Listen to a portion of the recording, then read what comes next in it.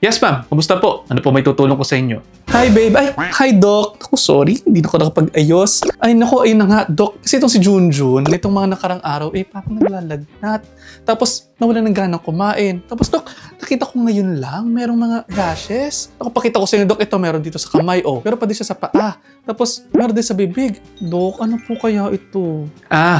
Ma'am, mukha po itong kaso ng hand, foot, and mouth disease. Usually ito sa mga bata na naaapektuhan ng virus na kung tawagin ay Coxsackie virus. Minor naman po ito at usually gumagaling in about 7 to 10 days. Pwede po tayo magbigay ng something for pain and fever kung talagang mukhang nananakit at kung naglalagnat ang bata. Ay, Doc, hindi ba kailangan ng antibiotic yan? Ay ma'am, hindi po tayo nagbibigay ng antibiotic, lalo na kung viral. Supportive treatment lamang po tayo dito. O pwede nyo pong ipasip ng maraming tubig or malalamig na tubig, ng mga drinks, at umiwas muna po sa mga citrus na pagkain. And again, sabi nga natin sa inyo, supportive treatment lamang po tayo. So, Doc, nothing to worry about naman.